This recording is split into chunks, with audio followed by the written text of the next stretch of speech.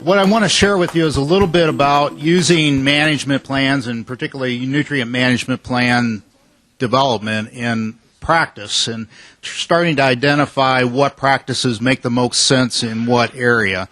And I kind of built this presentation around two questions that I get frequently asked, and a couple that keep me up at night at times. And that is the question from the farmer, this audience that you often have, and that is relationship to what practices should I be implementing out on the farm, what makes the most sound economic decision for me to invest my dollars in relationship to making practices work.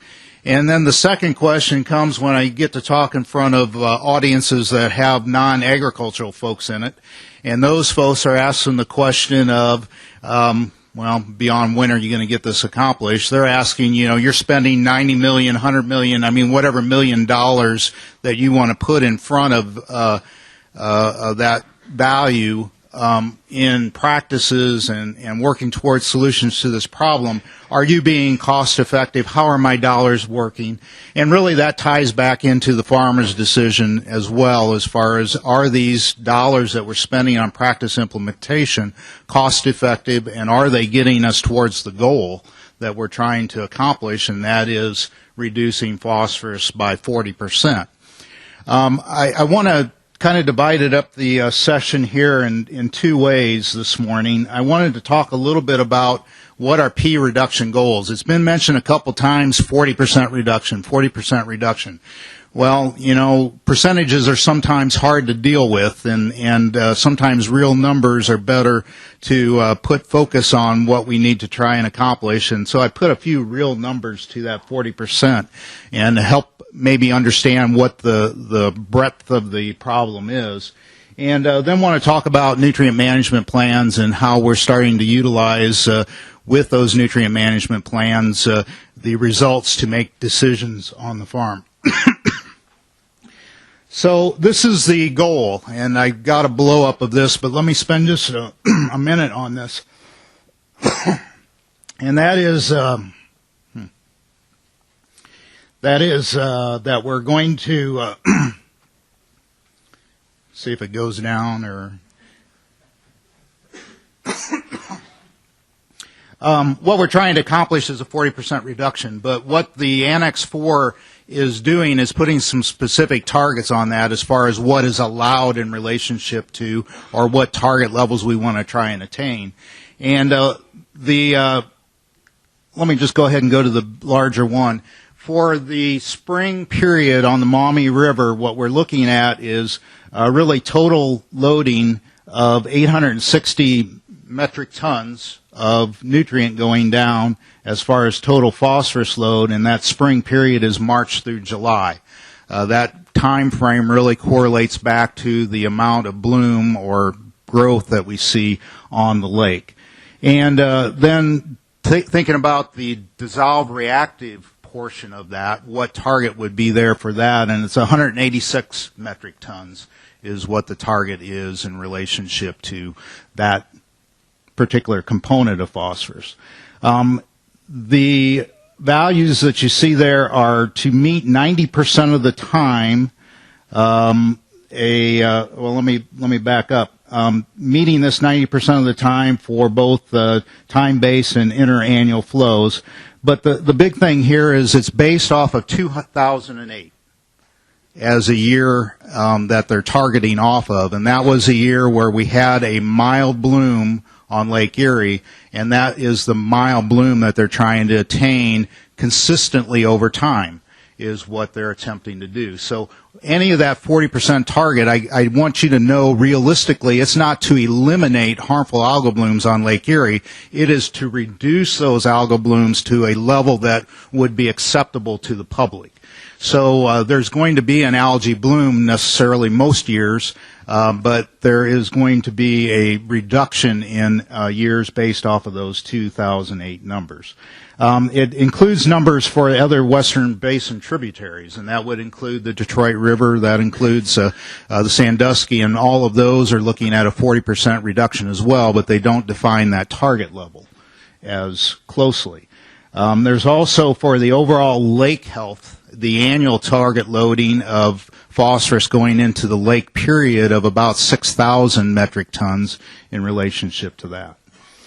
The Annex 4 that information comes off of the report, I mean, if you have any interest at all, it's a good place to go look real quickly and see what's being defined as the problem.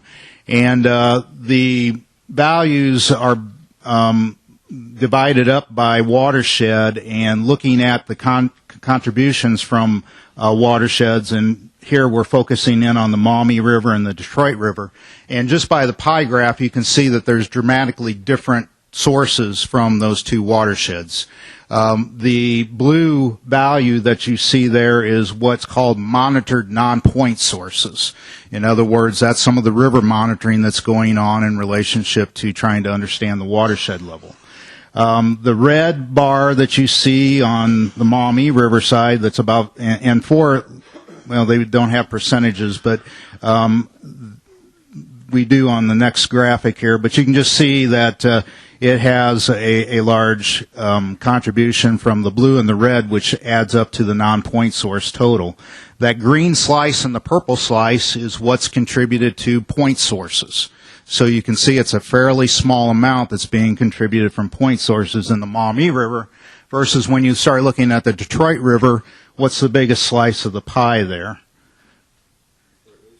Yeah, it's actually the Detroit wastewater treatment plant is actually the biggest part of that pie, and they've been working on that as far as improvements there.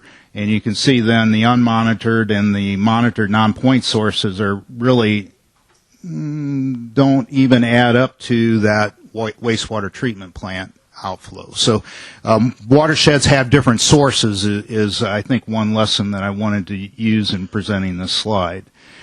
This is where I try and put values on those numbers, and this is where we're talking about the 2008 loadings, and we have actually across the top here what period we're working in as far as water year, spring total phosphorus, or spring dissolved reactive phosphorus. This is what the 2008 loading was. This is what that reduced 40% target value is. This is what that reduction then would represent in metric tons, and I don't know how to represent a metric ton. I'm used to working in U.S. tons. So we convert it over to U.S. tons in the column here, and finally convert that into pounds, because I think from both Kevin's presentation and Libby's presentation, what do you get as far as an average acre, and what's it contributing as far as pounds of total loading going into the whatever watershed we're talking about? Is it hundreds of pounds? Is it tens of pounds?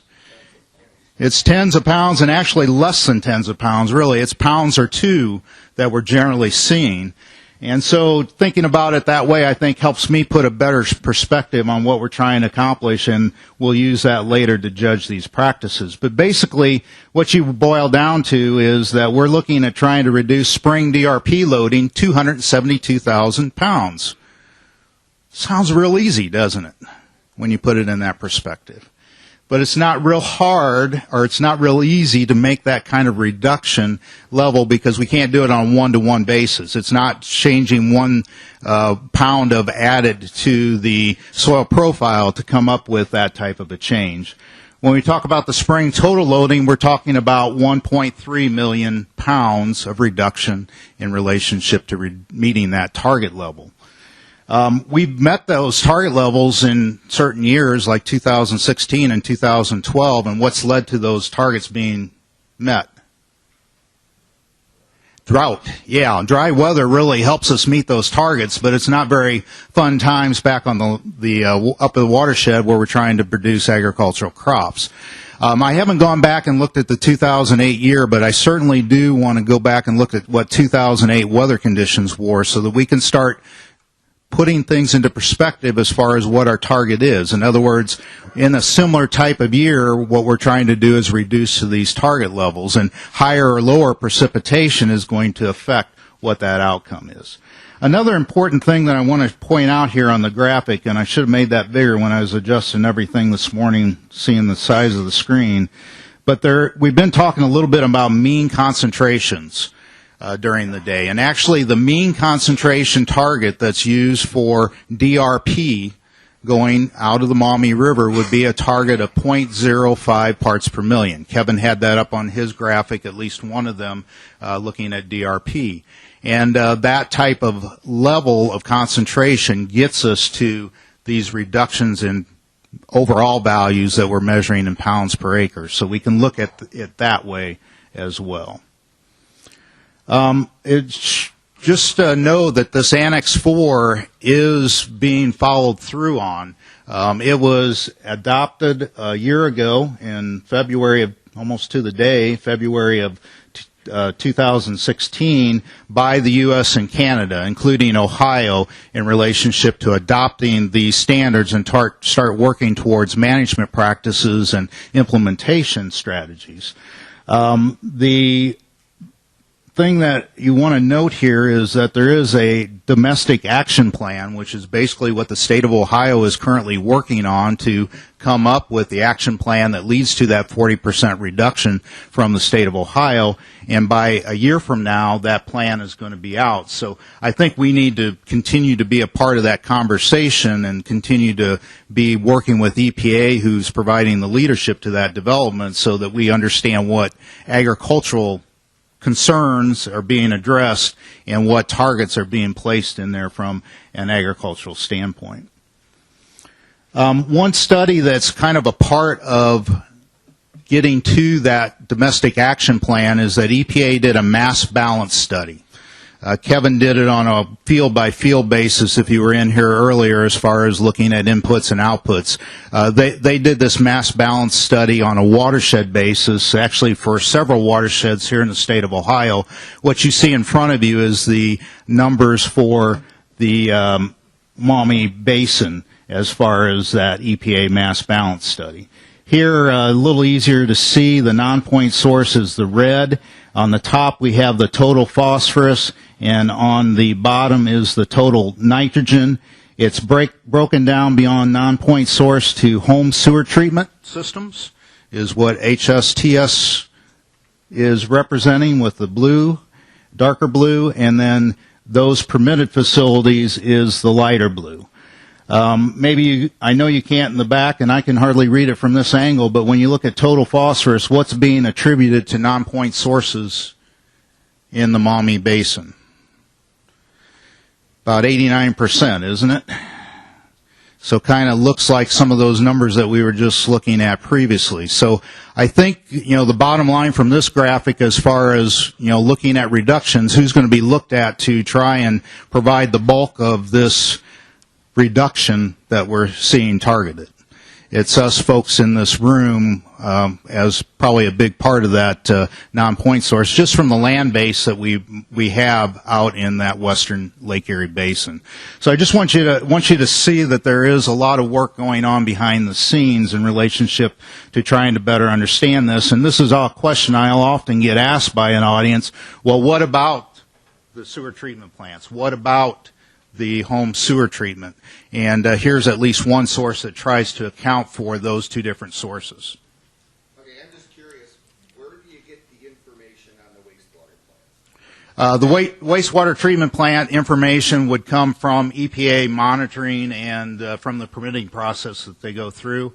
This report is online. Actually, it shouldn't say Annex 4 there. What you'll want to do is go into Google and type in EPA mass balance study, and you can take a look at the whole documentation and any details as far as how it was actually put together. Okay, well, my point to that is I used to be a councilman for a local community that had their own wastewater treatment plant. And in their permit, they're allowed 10 maintenance days. So in my community, when we got a 3.5-inch rain one day and everybody's fields were flooded and the wastewater plant was shutting the gates down, sewage blowing everybody's basements, I got the report because I was an elected official.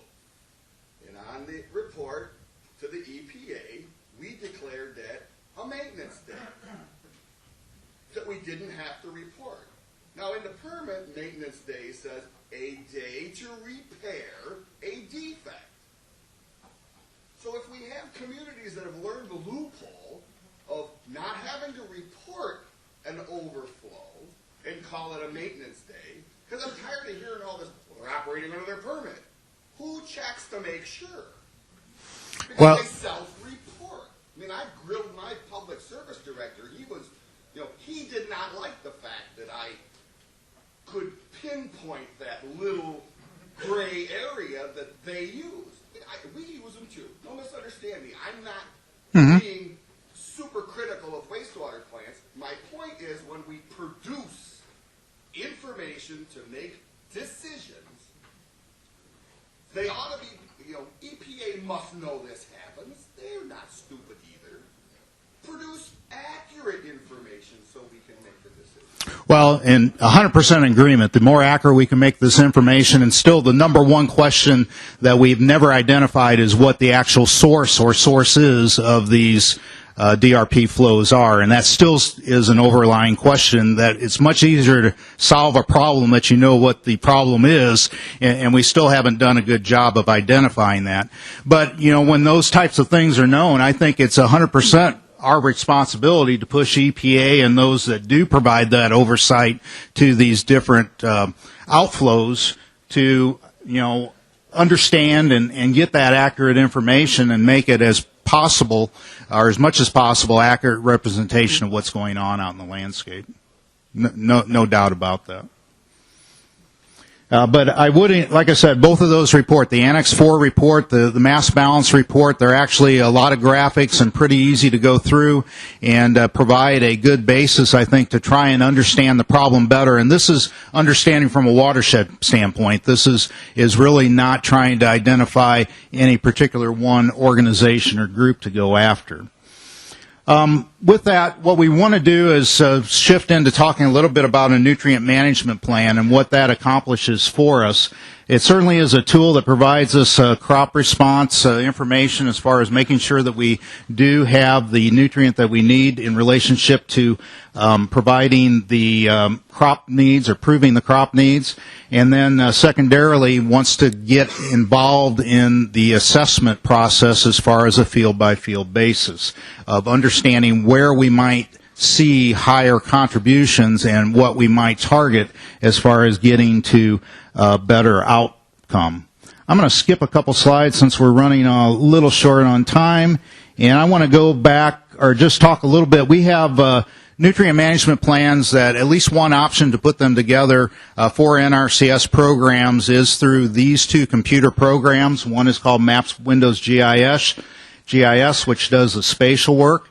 MMP is the manure management planner, which starts to put together the nutrient piece of it from a crop production standpoint, and then has incorporated into it the P risk index as well as the nitrogen risk index, plus also you're doing erosion at the same time.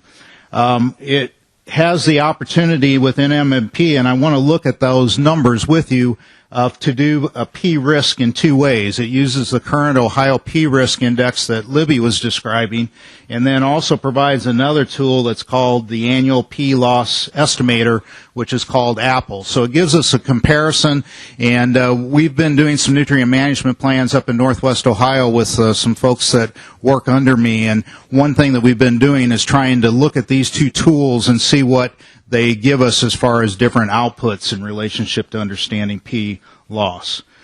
I think what we'd ultimately like to have is a map like you see here. The red fields have a high P risk index.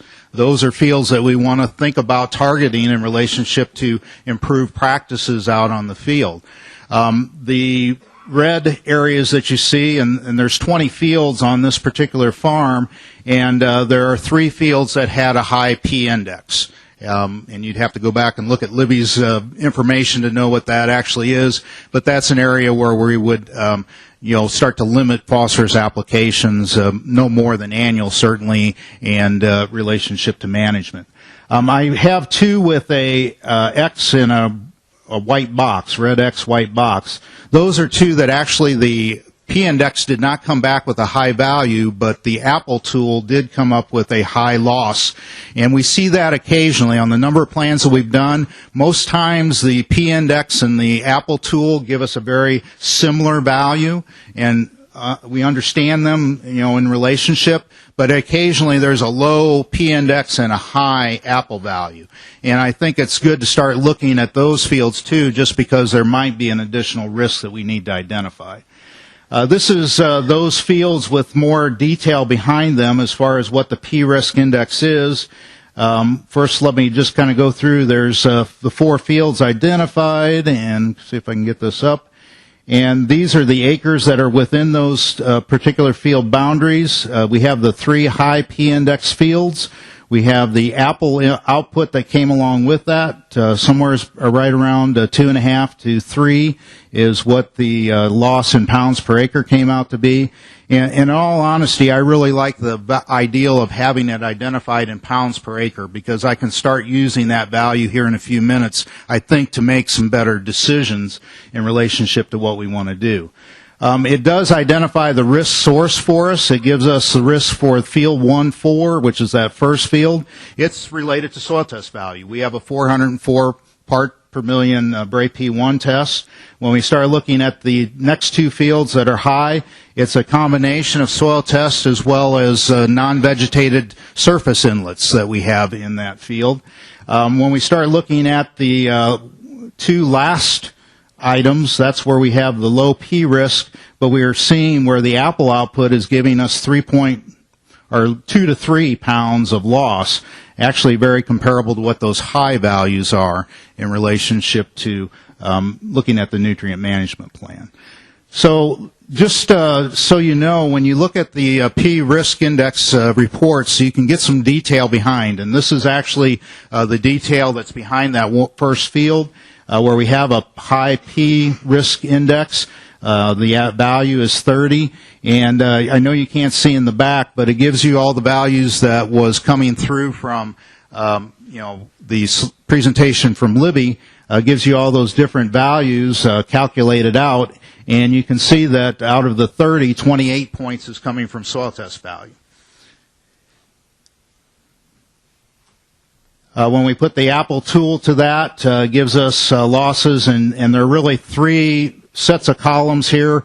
One is sediment and soil loss, then soil dissolved P, then what would be coming from manure, what would be coming from fertilizer applications, and then it gives us a loss value based off of without phosphorus application and then with phosphorus application. This is a high field, so the same values exist, and we're talking about 1.8 as far as pounds of loss in that first year based off the crop rotation information. This is that detailed report for the field that has really 2 variables that are coming into play. We're getting 16 points from the drainage and having surface drains that are non-vegetated, and then a P value that's coming back with 18 as far as the number. So 36 is the total P index, 18 coming from soil tests, and 16 coming then from the non-vegetated outlet. And we see those loss values then that we can use and come through the Apple program. I'm going to skip a couple more slides here, and you can get that same detail for all of those fields. And here's that field that we have that has a low P index, but actually coming back with values 2 out of the 3 years of 4 or greater, which, as you look back, most of it's coming from sediment loss in relationship to phosphorus loss. So what do we think about on different practices then? When we have high soil test levels, what are we going to think about as far as management practices? I would start thinking about cover crops to try and get more water infiltration, try and hold water back. You might think about drainage water management practices on that field where we're holding, can do the implementation of that practice and hold water back at certain times a year, reducing nutrient loss. It gives us a couple places to go with that. When we talk about the field with, surface flow concerns, what else should we think about as far as in the toolbox? Filter strips, buffers, grass waterways are one thing that I think we certainly want to implement, particularly if we have a sediment problem that's being tied back into the issue on that particular field. This is kind of a summary then of all those fields and the information from that, the high, the lows, the apple content. And what I think about doing is then taking that into a spreadsheet here where we start to calculate what is the total loss from any individual field. And right here you have the field numbers, those acres that we were originally looking at, those P-index values, but 11 acres at 2.27 pounds, that 11 acres is on an annual basis contributing 25 pounds of phosphorus to the problem. If we reduce that by half, what have we done? We've reduced it to 12 pounds, and we've made a progress there that looks good as a percentage compared to that 1.8 or 1.3 million pounds. It's in a small amount, but it starts to head us in the right direction. What else can you also ask about that value if you know what the actual loss is that you're able to prevent by implementing a practice? How many dollars per pound of loss are we actually able to do in implementing this practice on that particular field? And so that starts to me to tell the story about the overall economics that we need to think about in looking at best cost management practices or best practices that we can implement on a cost-effective basis so that we can answer, two things from this. The question of, are we making progress? Well, we made 12 pounds of progress towards that. And if it costs us $1,500 to do that, was that an annual cost or whatever, and it gives us a pound per, or a cost per pound of reduction that we can start thinking about in an overall economic picture. I want to, just to finish up, we don't always need a spreadsheet or piece of paper to tell us what is going on in the landscape. Is there a problem in this picture? Driving up between Marysville and this location in Ada today, I identified 12 to 15 fields that needed waterways in them, no doubt about it. And these kind of things are pretty readily seen in the landscape, that type of thing where we have surface water moving towards, really unfiltered surface water moving towards a direct outlet to a stream in essence. Does that need value put to it that we need to do something there? I think maybe we got a problem that we ought to address.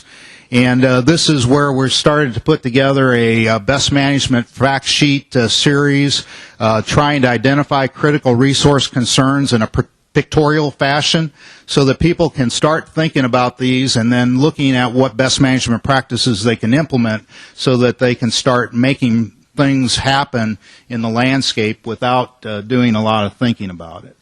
And that website that is coming online, actually you can go to it right now. It's a little less populated than we want it to be by the end of the month, but it's agbmps.osu.edu, and appreciate any feedback, input. There's a place to submit information on that.